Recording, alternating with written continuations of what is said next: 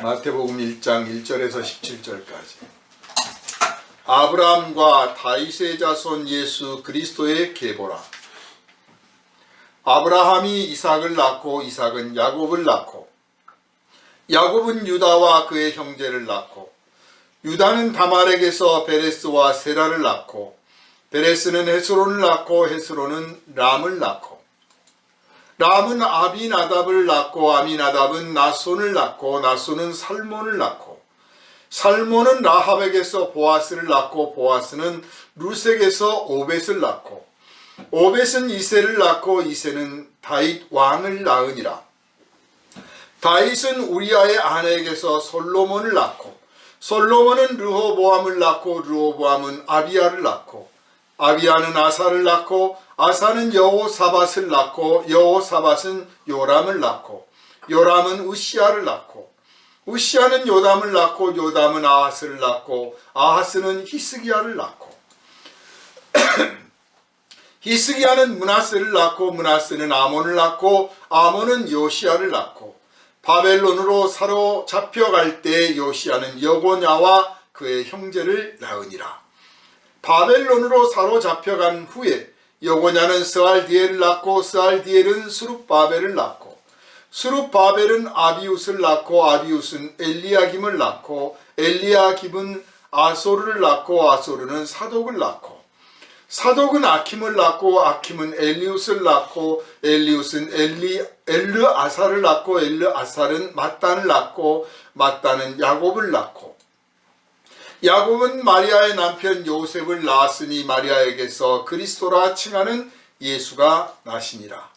그런즉 모든 대수가 아브라함부터 다윗까지 14대요 다윗부터 바벨론으로 사로잡혀 갈 때까지 14대요 바벨론으로부터 사로잡혀간 후부터 그리스도까지 14대더라. 아멘. 이 시간은 하나님의 아들이 오신 길이라는 제목을 함께 은혜를 나누도록 하겠습니다. 기도합니다. 우리를 사랑하셔서 독생자를 아끼지 아니하신 아버지 하나님, 그 독생자께서 오신 그 길을 우리가 이 시간 주님으로부터 듣고 또 생각하게 됩니다.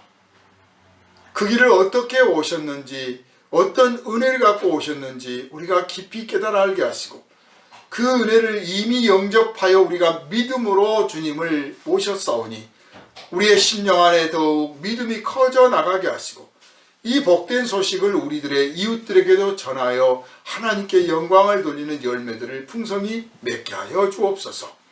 하나님의 아들이 오신 길이라는 이 길이 바로 오늘 우리를 향하여 오신 길이었음을 고백하게 하시고 이 길을 우리가 지키게 하시고 이 길을 또한 땅끝까지 전파하여 그 길이 땅끝까지 이르게 하여 주옵소서. 만민을 구원하시기를 기뻐하시는 아버지의 뜻을 깨닫고 우리의 소망과 우리의 기쁨과 자랑이 아버지의 뜻과 하나가 되어서 우리의 일생이 주님 보시기에 참으로 장하다, 참으로 아름답다, 어여쁘다, 칭찬받기 합당한 그런 일생 되게 하여 주옵소서. 우리를 구원하신 예수님 이름으로 간절히 기도하옵나이다. 아멘. 할렐루야. 아멘. 하나님의 그 거룩하신 뜻을 저버린 인류의 첫 조상 아담과 하와가 에덴 동산에서 쫓겨난 후로 긴 세월이 흘렀습니다. 그 긴 세월이 흐르는 동안에도 하나님의 그 사랑과 그 은혜는 변함이 없었고 하나님은 잊지 아니하시고 인류를 향해 구원의 손길을 내미셨습니다. 그렇지만 번번이 하나님이 내미시는 그 은혜의 손길을 이 인류는 외면하고 저버리고 거절하고 그래서 하나님은 무시당하고 하나님이 없는 자들처럼 인간들은 그렇게 살았습니다. 그럼에도 불구하고 하나님은 뜻을 저버리지를 않았어요.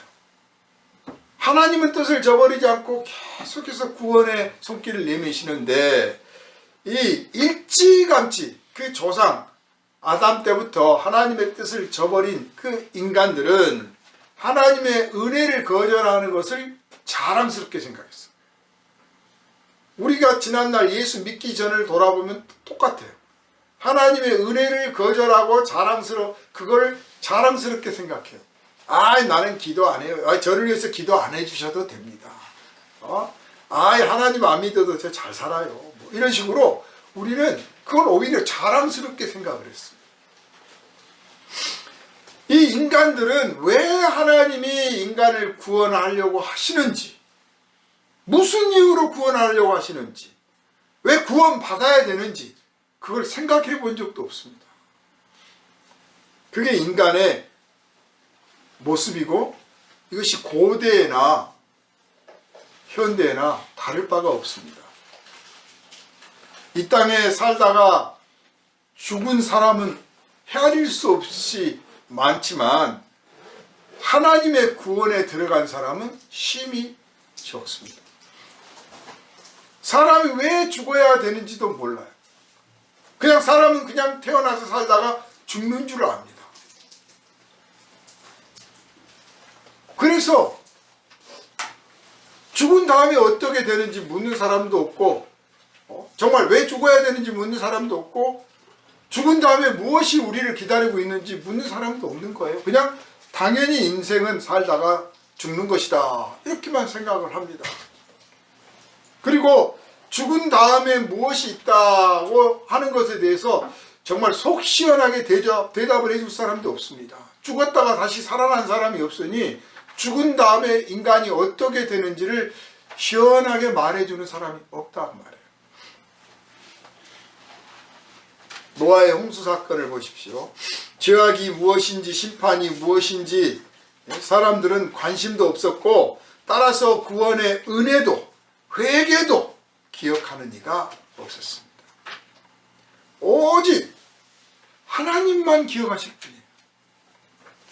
여러분이 하나님을 기억해서 구원을 받은 게 아니고 하나님이 여러분을 기억해서 구원 받으신 줄 믿으시기를 바랍니다. 여러분은 하루하루 살면서 하나님을 잊어버려도 하나님은 여러분을 기억하시고 날마다 여러분과 함께 하시며 여러분에게 때에 맞는 은혜를 베풀어 주신 것을 믿으시기를 바랍니다.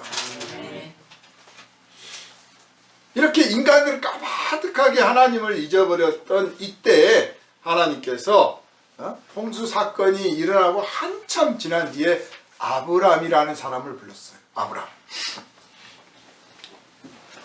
그 아브라함이 젊기나 했습니까? 젊지도 않은 아브라함.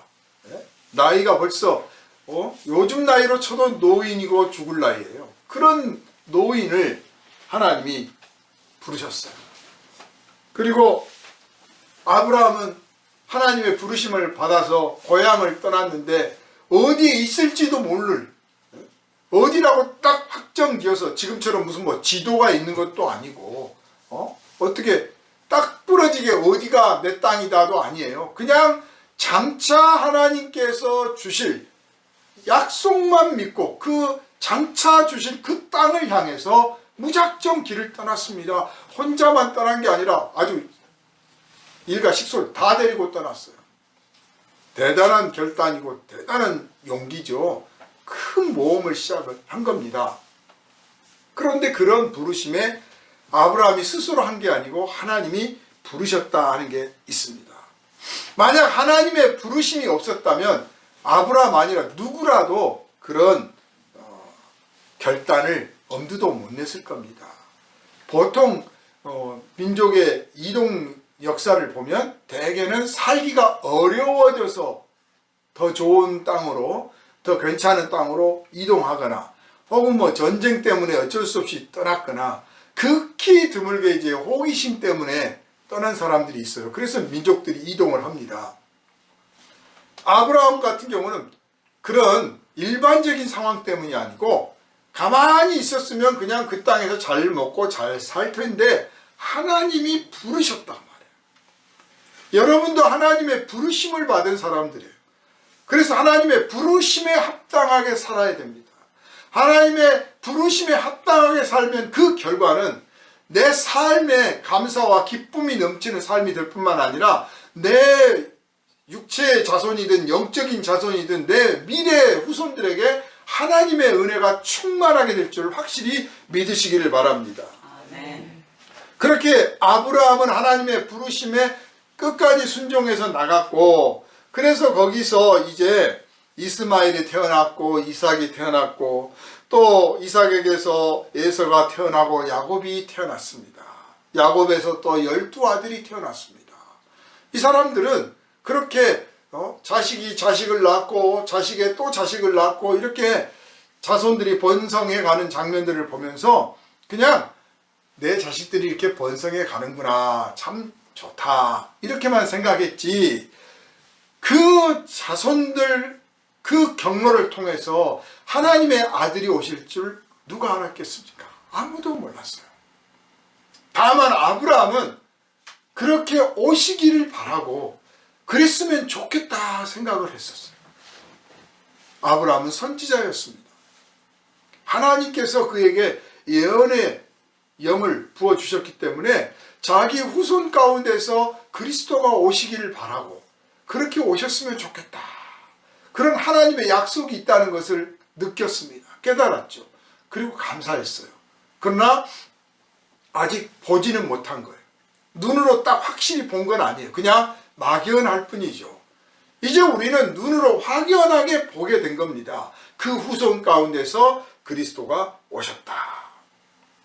사람이 아브라함이나 이삭이나 야곱이나 이런 분들을 보면 사람이 진심으로 하나님께 이렇게 순종을 하면 결코 헛되지 않는다는 것을 우리가 배울 수 있습니다.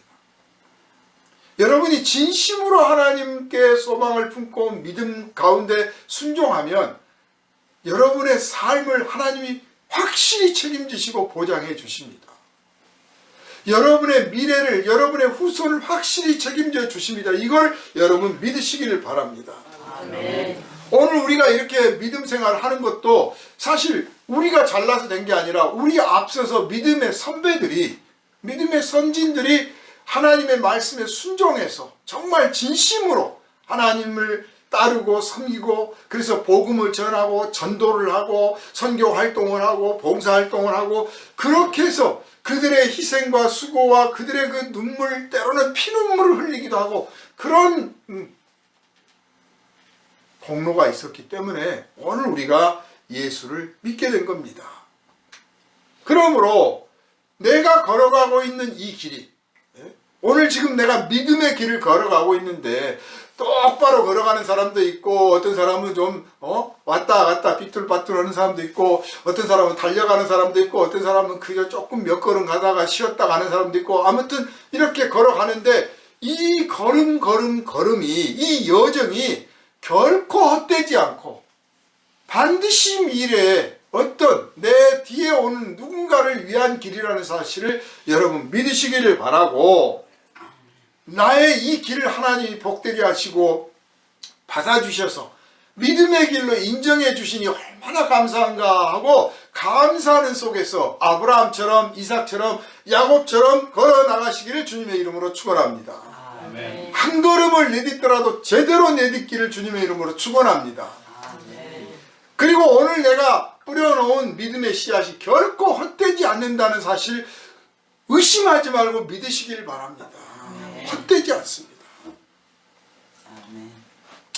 하나님의 이런 아브라함을 부르시고 이삭을 부르시고 야곱을 부르시고 이런 모든 것들은 그냥 부르신 게 아니고 하나님의 구원 계획이 있었기 때문에, 창세하실 때, 세상을 창조하실 때 그냥 되는 대로 되어져라 하셨겠습니까? 계획 없이 창조를 하셨겠어요? 우리가 내 한 번만 들여다봐도 이게 이렇게 오밀조밀 오묘 신묘 막측하다고 그러잖아요. 사람이든 꽃한송이든 풀한폭이든 모든 것이 정말 신묘막측해. 어떻게 이렇게 만들 수 있을까? 이게 우연이 됐겠습니까? 하나님의 구원 계획이 있었기 때문에 가능한 거예요. 그래서 아브라함 이전에 이미 아담과 하와가 범죄했을 때부터, 범죄하는 그 순간부터, 아니 그 이전부터, 그들이 범죄하면 내가 이렇게 구원하리라 하는 구원 계획을 가지셨고, 그것을 사람들은 기억을 하거나 말거나, 사람들이 생각을 하거나 말거나, 찾거나 말거나, 하나님은 그 구원 계획을 묵묵히 실천해서 때가 되니까 노아를 부르시고, 때가 되어 아브라함을 부르시고, 이삭과 야곱을 부르시고, 그 후손들을 통하여 그리스도를 보내신 줄을 믿으시기를 바랍니다. 아멘. 어떤 가문이나 인물에 관한 족보가 있습니다. 그죠? 저희 집안도 족보가 있어요. 어렸을 때부터 아버지께서 딱 이렇게 작은 족보를 하나 주셨는데, 그거 우리 형제간 중에서 사촌 전체 중에 저만 갖고 있는 거예요. 다들 탐을 내요, 저한테. 아, 그거 좀 보자는 둥, 가져가면 안 되겠냐는 둥. 근데 그게 이제 할아버지께서 친히 글을 쓰셔서 만든 유품이라 제가 간직을 한 거예요. 할아버지의 유품이다 싶어서. 근데 그걸 이제 가끔 족보를 보면서 그냥 뭐 누가 누구를 낳고 이렇게 쭉 보다가, 아, 그래서 내가 오늘 여기 있구나. 반드시 그 생각에 이르러요. 오늘 여러분이 여기 앉아 있는 것도 여러분의 조상이 계셨기 때문이에요. 오늘 여러분에게 믿음이 있는 것도 여러분에게 믿음의 조상이 계셨기 때문이에요. 그냥 우연히 된 게 아니라는 거죠. 오늘 우리가 함께 읽은 이 성경에 있는 이 족보는, 그런데 단순한 인물 연대기가 아니고 뭔가 메시지가 있는 족보예요. 메시지가 있는 족보. 아브라함이 이삭을 낳고, 이삭이 야곱을 낳고, 이렇게 시작을 하잖아요. 그래서 예수 그리스도의 세계라, 그냥 우리식으로 그냥 쉽게 표현하면 족보다 라고 말하는 거고, 조금 더 멋있게 표현하면 예수 그리스도께서 이렇게 나타나셨다, 이렇게 표현할 수가 있을 겁니다. 과거를 지나 현재가 있습니다. 그러니까 족보가 있다고 하는 것은 과거를 지나 현재에 이르렀다는 거예요. 과거가 없었다면 현재가 없을 거라는 거예요. 그리고 이 과거가 있었다고 하는 것은 각종 사건과 사고가 있었다는 거예요. 여러 사건, 다 말할 수 없어. 너무 많아. 그래서 그냥 한마디로 아브라함이 이삭을 낳고, 그 한마디 속에 아브라함의 일생이 들어있고, 이삭의 일생이 들어있고, 이삭이 야곱을 낳고, 야곱의 일생이 들어있는 겁니다. 어마어마한 그 수십 년의 세월을 한마디로 줄여서 아브라함이 이삭을 낳았다, 이 한마디로 정리를 했습니다. 사고 없는 인생이 어디 있으며 사건 없는 현실이 어디 있겠어요? 한 사람의 오늘은 그 자신의 과거뿐이 아니에요. 그러니까 아브라함이 이삭을 낳았다고 할 때는 아브라함과 이삭만 이 세상에 산 게 아니잖아요. 아브라함의 아내, 아브라함의 첩, 아브라함의 식솔들, 아브라함의 종들, 또 이삭이면 이삭의 부인, 또 이삭의 종들, 이삭과 싸웠던 사람들, 아브라함과 싸웠던 사람들, 아무튼 막 알고 보면 수십, 수백, 수천, 수만 명이 그 인생과 얽혀 있는 거죠. 그리고 그 인생들마다 또 사건과 사고들이 있는 거예요. 그것들이 다 모여서, 엄청난 그 세월들이 모여서 오늘 여기 와 있는 거예요. 제가 군대에서 훈련소에서요, 일요일 날인데 그 소대장이 딱 오더니, 심심하지 너희들 저기 모래를 이쪽으로 옮겨라 그러시더라고요. 지시를 내렸어요. 그런데 3시간 주겠다. 그래서 산 몇 자리 들고 3시간 준다니까 얼마나 신나게 놀면서 했어요. 그런데 한 10분쯤 지나서 소대장이 딱 왔습니다. 와가지고 아니 여태 안 끝냈냐고 막 화를 내는 거예요. 아니 3시간 말씀했지 않습니까?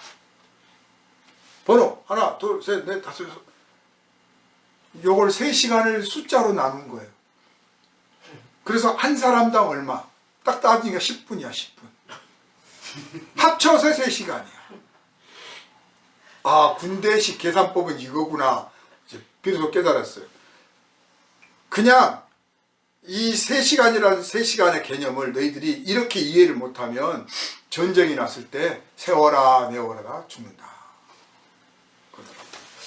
그런데 참 지나간 이야기지만 이 아브라함과 이삭과 야곱과 이 족보를 보면서 그래 그냥 이쪽 일렬로만 놓으면 아브라함, 이삭, 야곱이잖아요. 그런데 알고 보면 아브라함과 얽혀있는 수많은 인생들의 시간이 거기에 응집되어 있는 거예요. 이삭과 얽혀져 있는 사람들의 인생이 얽혀져 있는 거예요. 그러니까 단 아브라함이 이를테면 100세를 살았다 그러면 100세가 아니지만 아무튼 100년이 아닌 거예요. 3000년도 될 수 있고 10,000년도 될 수 있는 거예요. 시간의 무게를 아브라함의 한 사람이 살고 있는 게 아니에요. 알고 보면. 왜냐하면 이게 구원과 관련돼 있잖아요. 아브라함 한 사람 살다 끝나버린 인생이 아니었단 말이에요. 따라서 우리의 인생도 마찬가지입니다. 내가 하루 살고 1년을 사는 인생 나 혼자의 1년이 아니라는 거 아셔야 돼요. 여러분과 관련되어 있는 여러분 인생과 얽혀있는 사람들의 1년들을 여러분이 또 책임지고 있는 겁니다. 얽혀있는 겁니다. 여러분이 1년을 잘 살아내면 그분들의 1년도 잘 되는 인생인 거죠. 수십 년, 수백 년의 인생을 잘 되게 만드는 아주 중요한 키가 여기 들어있다 하는 겁니다. 그래서 족보를 볼 때마다 그 생각을 합니다. 그래, 아브라함의 인생으로, 이삭의 인생으로, 야곱의 인생으로 끝난 게 아니다. 그에게 30년을 주고 그에게 100년을 주셨다면 그게 알고 보면 모든 사람들에게 나눠주는 몫으로 주신 것이다. 이걸 아셔야 돼요. 이렇게 깨달으면 이걸 공생애라고 합니다. 예수님이 이 땅에서 몇 년 살다 가셨는지 정확하게 날짜를 계산 못합니다. 그러나 저 대강 한 34살 정도 아니면 36살 정도 이 땅에 계시다가 가셨는데 그냥 36년이 아닌 거예요. 그와 얽혀있는 모든 인생들에게 그 기간을 나눠주면 모든 인생들에게 공생애가 되는 거죠. 이것을 이 족보 안에서 발견해내시기를 주님의 이름으로 축원합니다. 참 인간들이 죄가 많아서 자기 혼자 죄 짓고 끝나버리면 좋은데 죄를 물려줘요. 우리 조상들한테 우리가 물려받은 최고의 재산이 뭐냐 알고 보니까 죄였어요. 제일 귀한 재산을 물려받았어요. 끝까지 갖고 있다가 인생 끝까지 갖고 있어. 그래서 죽어요. 죄 때문에 죽는 거예요. 그러니까 우리 조상들한테 우리가 물려받은 가장 값지고 가장 오랫동안 간직한 유산이 알고 보니까 우리를 죽게 만드는 죄라는 거였어요. 참 비극이죠. 그런 인생의 고리를 끊어버리시기 위해서 하나님께서 아들을 보내셔서 이제 죽지 않는 영생을 얻는 새 생명을 주시려고 그리스도를 보내신 줄 믿으시기를 바랍니다. 아멘. 오늘 우리가 본 이 족보를 보면은 참 민족의 영웅도 있고 그죠? 다윗 같은 분들 그런가 하면 아주 그냥 그런 분이 있었나? 뭐 구약 성경 아무리 읽어봐도 안 나오던데 뭐 그런 정도로 그냥 이름 한 줄 딱 올려져 있는 분도 있어요. 왜 14대라고 했을까? 뭐 이 14대 14라는 숫자를 가지고 고민들을 많이들 하십니다. 근데 기본적으로는 그냥 어떤 그 리듬을 맞추기 위해서 그랬다라고 이해하시면 제일 쉽습니다. 왜냐하면 이 족보에 빠진 사람들이 많거든요. 의도적으로 빼고 14대라고 했어요. 14대요, 14대요, 14대라. 그러니까 그 14대 안에 들어가야 될 사람들인데 빼버린 거예요. 이름을 빼버리고. 또 그런가 하면 다윗은 2번이나 들어갔습니다. 다윗은 2번 들어갔어요. 그러니까 아니 왜 2번을까지 넣어가지고 14대라고 했을까 할 때 첫 번째는 어떤 이런 리드미컬하게 만들려고 하는 의도가 첫 번째 있었고, 두 번째는 알다시피 이 마태복음은 유대인들을 상대로 복음을 전할 때 유대인들이 이해하기 쉽게 만들어진 책이에요. 그래서 유대인들은 딱 읽으면서 바로 느낍니다.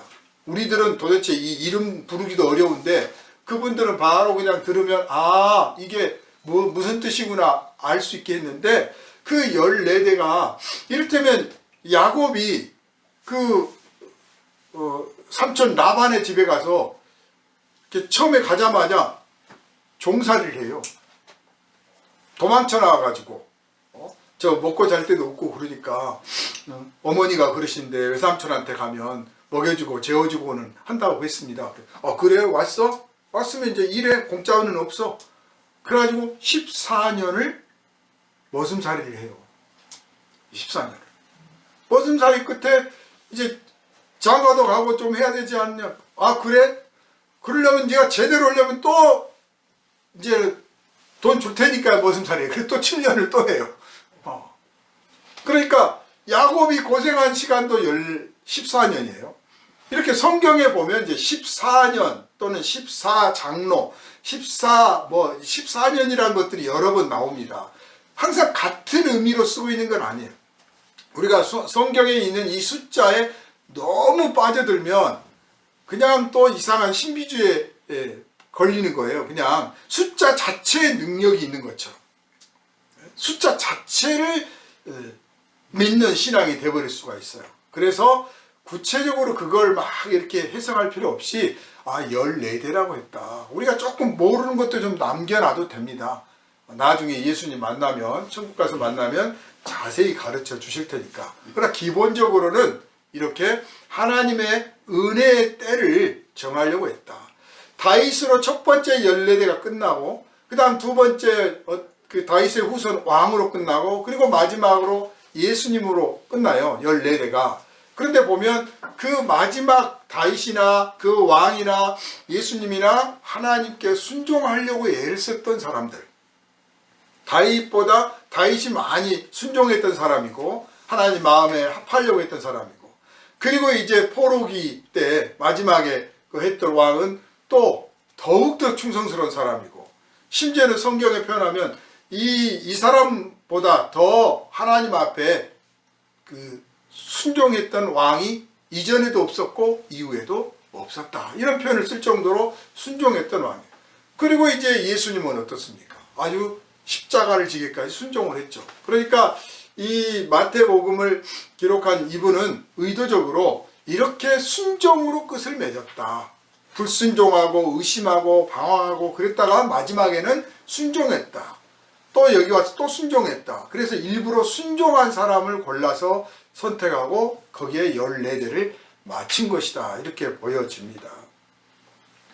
그러므로 우리가 인생 살다가 살면서 방황할 수 있습니다. 의심도 할 수 있어요. 그렇지만 노년에 이르러 갈수록 순종하는 인생. 날이 갈수록 순종을 배워가고 날이 갈수록 진실을 배워가고 날이 갈수록 하나님 앞에 겸손하고 날이 갈수록 하나님이 기뻐하시는 인생으로 살다가 마지막에는 그래 이제 천국 올 준비가 다 됐구나 어서 와라 하고 부르실 때 예 갑니다 하고 달려갈 수 있는 저와 여러분이 되시기를 주님의 이름으로 축원합니다. 이 믿음의 족보, 이 본문의 이 족보는 사실 우여곡절을 겪어가면서 계보가 이어지고 있어요. 그냥 쭉 이어져서 쭉 이어져가지고 야 역시 그렇구나 참 자격이 있다 이렇게 된 게 아니라 이 사람이 자격이 있나? 이런 사람도 자격이 있나? 싶을 그런 의심을 초래할 만한 사람들도 끼어 있어요. 아니 더 많죠. 그런 사람들이 얽혀서 하나의 이 족보를 만들었습니다. 그러니까 한 개인의 그런 방황은 알고 보면 민족적인 방황도 있는 거고요. 국가적인 방황도 있는 거예요. 그러니까 그냥 아브라함이 이삭을 낳고 이삭이 야곱을 낳고 이렇게 그냥 그 장면을 보면 아브라함 때 그런 사건이 있었지 이렇게 기억을 하잖아요. 근데 그 이후에 이제 야곱의 후손들을 쭉 보고 있으면 왕들의 이름들이 막 나오고 다윗과 그 왕들의 이름들이 나오는데 알고 보면 열왕기나 역대나 볼 때 어떻습니까? 숱한 전란과 문제들이 막 있었잖아요. 정말 파란만장했다라고 할 수 있습니다. 이 파란만장해서 정말 사람들은 이미 마음에서 수없이 하나님을 떠나고 저버리고 하나님을 원망하고 하나님 믿은 것을 심지어는 후회하고 거짓 신을 섬기고 우상 숭배를 다시 하고 심지어 뭐 사람을 제물로 바치는 제사를 지내고 막 그런 일들을 수없이 하고 있는데도 하나님은 묵묵히 또 새 사람을 뽑고 새 사람을 뽑고 그래서 바톤을 이어받게요. 마치 우리가 그 개울을 건너는데 징검다리 건너듯이 징검다리 건너듯이 툭 벌쩍벌쩍 뛰어서 건너가는 그런 장면 같습니다. 그냥 자격이 있어서 야, 이 사람은 그리스도의 계보에 들어올 만한 자격이 있어서 그런 사람이 없어요. 이런 사람도 그리스도의 족보에 들어갈 수 있어? 아무도 사실 자격이 없어요. 그러나 하나님께서 택하여 그 사람들을 하나님의 아들 그리스도의 오실 길로 택하여서 그 후손들을 통해서 그리스도가 오게 하신 것입니다. 그리고 그런 중에 중간중간에 믿음의 사람들이 있습니다. 믿음이라고 하는 것은 사실 부서지지도 않고요. 깨지지도 않고 누가 빼앗아 갈 수도 없어요. 여러분 안에 믿음이 있으면 세상에 그 어떤 강한 능력보다 강한 힘보다 더 강한 것을 여러분이 갖고 있음을 확신하시면 됩니다. 아무도 깨뜨릴 수가 없어요. 아무도 그것을 부서뜨릴 수가 없어. 믿음은. 그 믿음이 있는 몇몇 사람을 하나님께서 기억하시고 그 몇몇 사람을 이어받을 징검다리로 또 믿음 없는 사람들이 끼어들어도 그것을 허용하셔서 이어가게 하셔가지고 마침내 요셉에게서 예수께서 탄생하시도록 하셨습니다. 그 가문을 높이시려는 의도가 있는 게 아니고 하나님의 아들이 사람과 함께하기 위해서 사람이 되시기 위해서 어떤 길로 오셨는가 하는 것을 우리에게 보여주시려고 이 본문을 기록한 겁니다. 알다시피 마태복음이에요. 마태가 기록한 복음. 마태가 누굽니까? 세리 마태. 세금 징수원이었어요. 요새식으로 말하면 회계사나 뭐 CPA 합격한 회계사나 아니면 세무서 아주 그 세법에 아주 통달한 그런 공무원이죠. 공부께나 한 사람이란 말이에요. 그러니까 이 족보를 기록할 때 뭘 모르고 그냥 대충 한 게 아니고 철저하게 계산해서 생각해서 기도하는 중에 하나님의 감동을 받아서 이 족보를 기록했다 할 수가 있습니다. 이렇게 예수께서 오실 길을 지금 기록해 놨잖아요. 그리고 예수께서 오셨습니다. 그러면 이 족보가 끝난 것입니까? 여러분, 우리 조상 30대에서 뭐 20대 이전에 조상이 족보를 딱 만들면 거기서 끝났습니까? 그 이전에 족보가 있고 그 이후에 족보가 있잖아요. 제 이후의 족보도 지금 기록되고 있단 말이에요. 예수 그리스도께서 탄생하셨다로 족보가 끝난 게 아니고 예수 그리스도께서 탄생하셔서 이와 같은 일을 이루시고 하늘에 승천하셨다. 그리고 이제 제자들을 보내사 복음을 전하게 하셨다. 예수 그리스도를 믿는 자는 성령으로 거듭난다고 말씀하셨고 이제 이 마태가 기록한 이 족보식으로 정의하자면 예수 그리스도를 믿는 자가 성령으로 거듭나니 그 계보가 이러하니라 하고 기록될 거예요. 그래서 예수께서 12제자를 부르시고 12제자가 누구누구 또 제자를 부르시고 누구누구가 또 누구를 부르시고 이렇게 해서 계속 이어서 믿음이 있는 사람들로 계보가 이어져서 오늘 또 이 족보가 기록되고 있다고 하는 것을 믿으시기를 바랍니다. 여러분의 이름이 예수 그리스도의 이 족보에 들어있다는 것을 믿으시길 바라요. 이 족보를 요한계시록에서는 뭐라고 표현했느냐? 생명책이라고 한 거예요. 예수의 계보를 잇는 사람들. 그래서 그 계보, 그 생명책에 들어있는 사람들만 가문의 자손으로 인정해서 천국에 들어가는 거죠. 우리가 그 생명책의 이름을 기록했다는 사실, 우리의 이름이 기록되었다는 사실을 의심 없이 믿으시기를 바랍니다. 그리고 여러분이 믿음의 도리를 전파해서 구원의 복음을 선포하고 이웃들에게 전도해서 그들을 여러분이 그리스도께로 인도하면 그들의 이름이 여러분의 이름 밑에 여러분의 믿음을 계승하는 사람으로 기록되어서 하나님 나라 생명책에 기록된다고 하는 사실도 또한 믿으시기를 바랍니다. 그래서 천국 가면 우리가 예수님 이전에 아브라함이 어떻게 생겼을까, 이삭이 어떻게 생겼을까, 노아는 어떤 분일까 궁금한 건 많은데 거기 가면 다 그분들을 만날 거란 말이에요.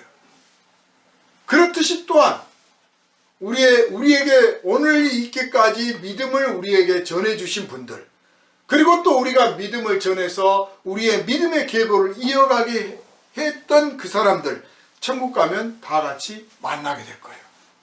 만나서 내가 당신 덕분에 이렇게 예수를 믿게 되었습니다.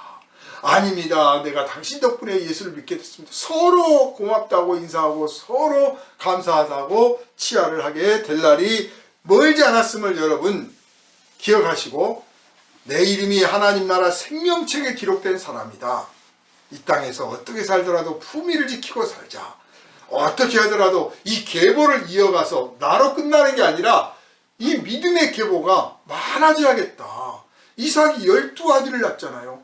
그래, 나도 12아들은 몰라도 10명은 낳자. 이런 좀 욕심들 좀 품으시고 전도에 힘써 나가시기를 주님의 이름으로 축원합니다. 세상에 이루어지는 일 가운데서 그냥 어영부영 되는 일 하나도 없어요. 그냥 쉽게 되는 거 없어요. 아브라함이 믿음의 길을 걸어갈 때 그냥 쉽게 갔습니까? 이삭이 쉽게 갔습니까? 야곱이 그랬습니까? 예수님이 그랬습니까? 쉽게 갈 수가 없어요. 그냥 하나님을 안 믿는 인생도 그냥 인생이라는 게 우여곡절 파란만장한 게 인생입니다. 거기서 그 세상에 속하지 않고 죄악 세상에 물들지 않고 하나님의 거룩하신 뜻을 따라 순종해 나가려고 하니까 조금 더 사건과 사고가 조금 더 많을 수 있겠죠. 그런 걸 대할 때 내가 소홀히 하지 않겠다. 어영부영하지 않겠다.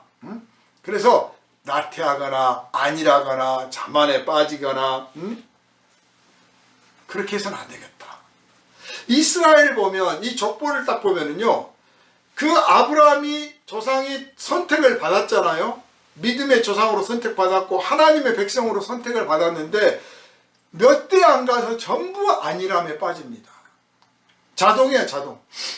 하나님은 우리 하나님이야. 우리가 뭘 해도 우리를 지켜주시는 분이야 하고 딱 자동으로 생각하게 되니까 안일함에 빠지고 게을러지고 불순종하고 하나님의 뜻은 저버리고 자기들 좋다 그것만 추구했어요. 그랬더니 어떤 결과가 났습니까? 한 집안도 그 뜻이 무너지면 집안이 망하는 거예요. 그런데 한 집안이 아니라 나라가 망했잖아요. 민족이. 전체적으로 한두 사람이 아니라 온 민족이, 온 백성이 다 안일함에 빠지고 불순종에 빠지고 게으름에 젖어가지고 하나님의 백성다운 모습을 다 잃어버렸어요. 그래서 전쟁이 나고 기근이 나고 재앙을 받고 또 회개하고 또 다시 얼마 안 가서 또 그렇게 되고, 그게 지금 이 족보에 나와 있는 드러나지 않은 사건 사고들입니다. 우리는 과거에는 불순종도 하고 게으름도 피우고 안일함에 빠지기도 하고 했었지만 이제는 이 족보를 보고는 이런 족보를 보니 내 일생도 이랬었구나 깨달으시고 정말 하나님 앞에서 내가 칭찬을 받을 만한 제대로 된 신앙의 길을 한번 가는데 힘을 써야겠다. 하루를 살다 가더라도 하나님 보시기에 잘했다 칭찬받을 만한 그런 하루를 살아가야겠다, 이렇게 생각을 품으시기를 바랍니다. 아멘. 족보를 보십시오. 어떤 사람이 무슨 자격이 있습니까? 자격이 있기 때문에 족보에 들어간 게 아니라고 아까 말씀드렸잖아요. 우리가 하나님의 자녀가 된 것도 우리가 자격이 있어서가 아닙니다. 어떤 분들은 나는 자격이 없어요, 나는 나 같은 사람이 어떻게 하나님 일을 하겠어요, 자꾸 자기를 막 겸손을 넘어서 가지고 아주 그냥 깎아내려버려. 그런데 그런 나를 위해서 하나님의 아들을 십자가에 피 흘리게 하셨단 말이에요. 이런 이 보잘것없는 나를 위해서.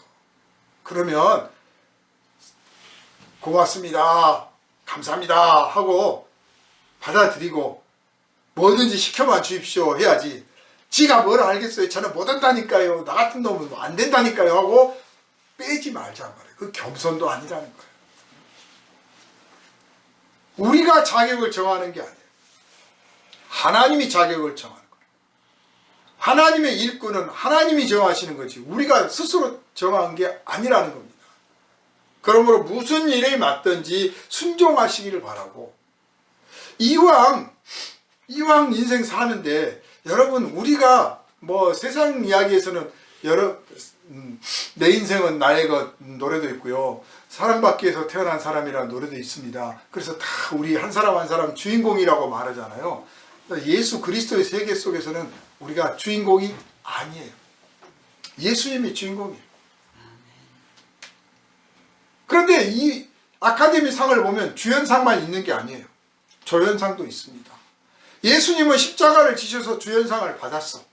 자, 그러면 우리는 조연상 받자. 내 인생 한번 조연상을 받자.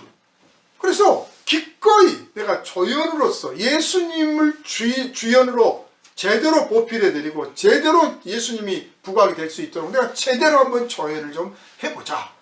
그런 결단 품으시고 주님 앞에 가서는 다른 교회는 몰라도 더 은혜교회 성도들은 조연을 잘했으니 다 조연상 받아라 하는 상 받으시기를 주님의 이름으로 축원합니다. 거룩하신 아버지 하나님, 이 시간 우리가 주님의 부르심을 받아 주님 앞에 생명의 말씀을 듣게 하시니 감사드립니다. 오늘 우리에게 이 믿음을 전해주기 위해서 얼마나 많은 사람들의 수고가 있었습니까? 피 흘림이 있었습니까? 그분들이 그렇게 하셨던 것은 예수 그리스도께서 탄생하셨던 그 족보 안에 들어있는 하나님의 거룩하신 뜻과 비밀하신 경륜과 그 충만하신 은혜와 사랑을 깨달았기 때문에 온전히 자신을 들여 우리를 향하여 믿음의 길을 예비해 주셨기 때문인 줄 믿습니다. 이제 우리도 주님 오신 길을 환영하며 주님을 모셨으니 이제 우리 앞으로 주님 오실 길을 예비하는 심령으로 우리가 대로를 수축하는데 앞장서게 하시고 믿음의 계보를 이어가는 사람들을 우리가 생산해내서 주님 앞에 인도하여 함께 한 가문을 이루기에 조금 더 부족함이 없게 하여 주시옵소서.